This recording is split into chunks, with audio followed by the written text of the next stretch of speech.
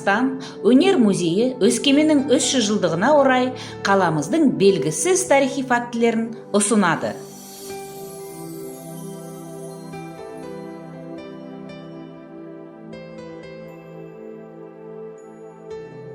Крепости, заложенной в августе 1720 года майором Лихаревым, исполняется 300 лет. Хотя старожилы утверждают, что в те далекие времена на территории нашего города Усть-Каменогорска проживало местное население, которое не принимали в расчет ввиду того, что они вели кочевой образ жизни. В конце 90-х годов прошлого века проводились археологические раскопки, которые позволяют сделать вывод, что люди на берегах Иртыша появились примерно 80 тысяч лет назад. Значит, здесь жили люди и располагались большие поселения. Известно, что арабские и персидские историки оставили письменные свидетельства о том, что на побережье Иртыша существовало около 20 кимакских городов и центров. Возможно, настало время историю Семея и города Усть-Каменогорска рассматривать в рамках берельской культуры 5-4 век до нашей эры и шелектинских курганов 8-6 век до нашей эры, которые уже сегодня раскрывают многовековые тайны. Почему и куда исчезли города? Ответ кроется в самих жителях, которые ищут разные выходы из создавшихся тупиковых ситуаций, таких как выживание в условиях полного уничтожения.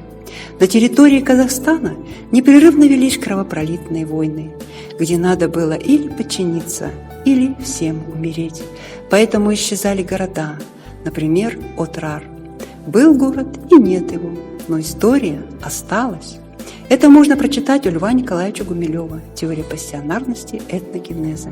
Да, жаль, что мы пока так и не научились воспринимать свою историю во всей ее полноте, со всеми героическими, трагическими, радостными и печальными страницами. Но время все расставляет на свои места, согласитесь? Поэтому со временем потомки расставят все на свои места, как столетия стоят исторические памятники в нашем городе. И сегодня мы хотим показать такие исторические здания, которым более 100 лет.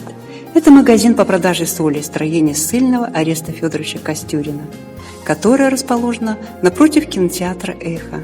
А сегодня это ресторан «Регистан». Второе. Пожарная каланча, которая стоит напротив этнографического музея.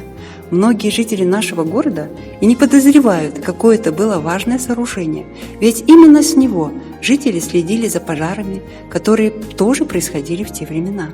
Так как пожарная каланча была самое высокое место в городе, с нее открывалась большая панорама города, и с высоты которой было сделано это панорамное фото Базарной площади. Слева старинное белое здание музея, далее Народный дом, тоже построена Орестом Костюриным, сама Базарная площадь с жителями того времени и Покровский собор, на месте которого в парке сегодня установлена часовня. Сегодня на месте базара находится парк Жастар. Это многолюдное место, где горожане проводят свой досуг, назначают встречи, отдыхают с детьми, внуками и просто приходят приятно провести время.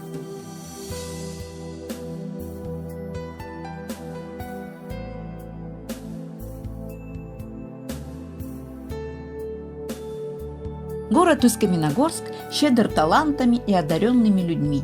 Аубакирова Ленстера Химжановна, уроженка нашего города, почетный гражданин Восточно-Казахстанской области, профессор Восточно-Казахстанского государственного университета, имеют массу наград, медалей и почетных грамот.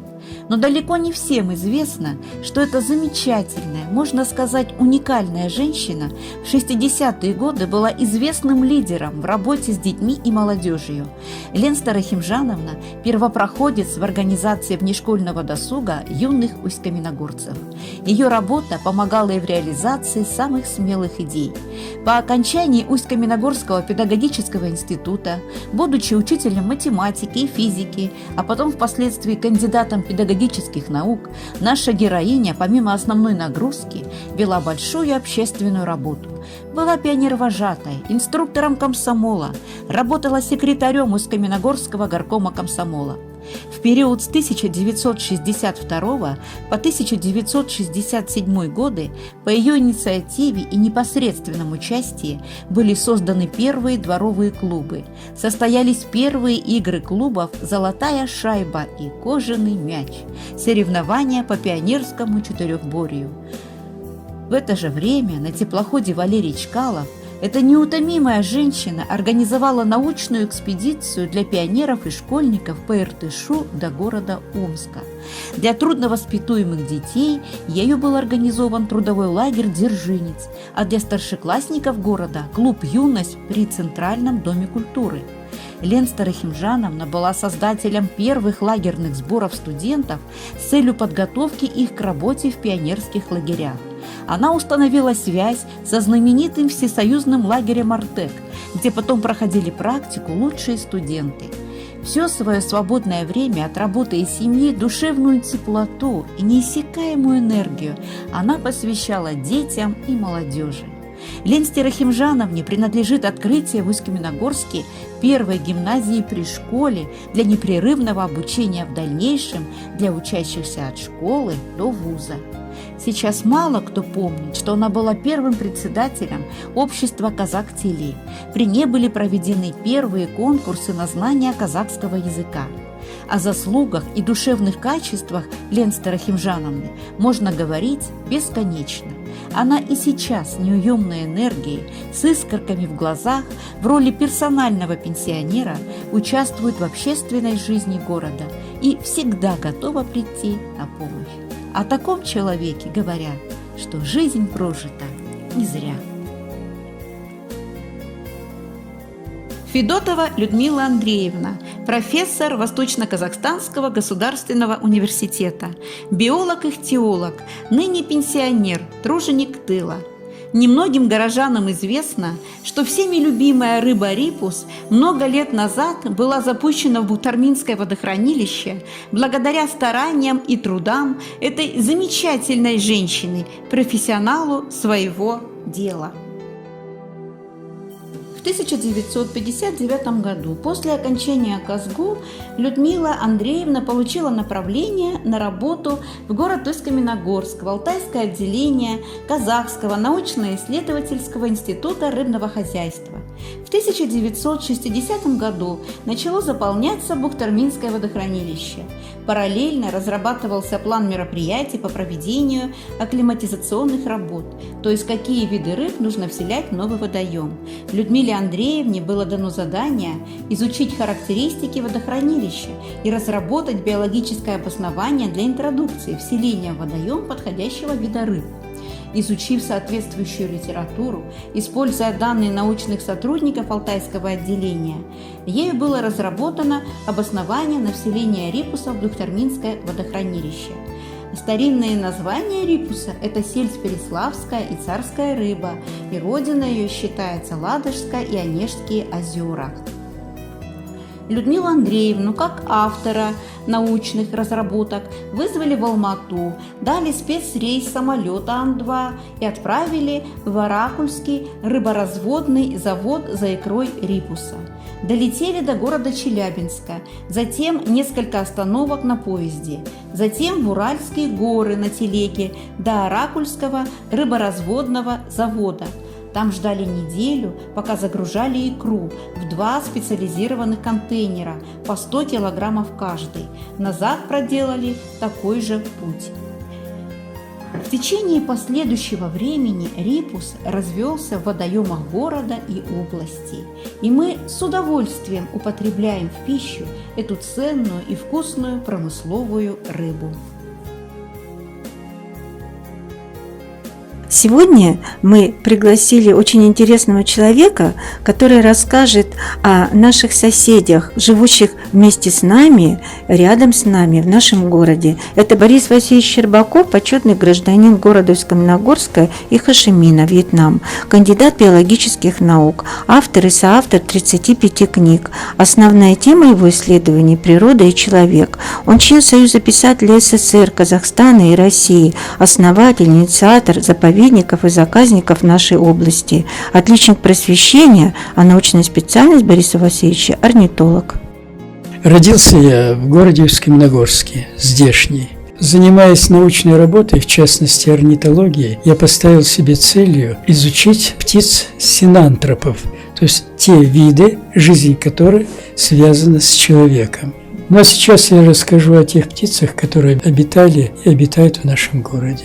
Ну вот я представляю иллюстрации вот этих две птицы. Это египетская или малая горлица. Эта горлица населяет южные районы Казахстана. В 1963 году я привез вот этих вот птиц из Каракалпакии. Это недалеко от Аральского моря, город Нукус, Хаджили и так далее. Я выпустил этих птиц в городе Усть-Каменогорске. И удивительно, они стали размножаться, заполнили лет за 10 весь Усть-Каменогорск. Но зима 2000 года, многоснежная, когда чуть ли не 2-метровые выпали снега, практически погубила их. Этот чулок-свистунок в пойме Иртыша по протокам, старицам был очень обычным. Это самец черка-свистунка, очень стремительный в полете, отстреливался, можно сказать, что уничтожен просто охотниками, стал очень редким. Это вот красивая яркая птица иволга. Мало того, что вот такая внешность у самца очень красивая, золотой, с черным фраком. Голос флейтовый, очень звучный, озвучивает парки городов, сады различные. Вот просто звучащая флейта. Гнезда свои строит на самых концевых ветвях тополей, ив очень высоко от земли. И помните, у Есенина есть такое стихотворение «Плачет где-то иволга, схоронясь дупло». Так вот, иволга никогда в дуплах не гнездится, вот ее гнездо, но поэтически это звучит красиво. А вот это вот отменный рыбак зимородок. Это посланец тропических широт. Видите, какая у него краска. В тропиках много разных видов, все ярко окрашены и все рыболовы. Вот этот длинный клюв, я бы его сравнил с удилищем у рыбака. Вот он садится вот где-то на ветку нависающую над водой, высматривает и, заметив где-то плавающую под поверхностью мелкую рыбешку, наверное, сантиметра по 3, по 4 даже, как пуля бросается, шлепает в воду, выныривает, и во рту у него уже рыбка. Вот, это единственный вид, который гнезда строит из рыбьих костей.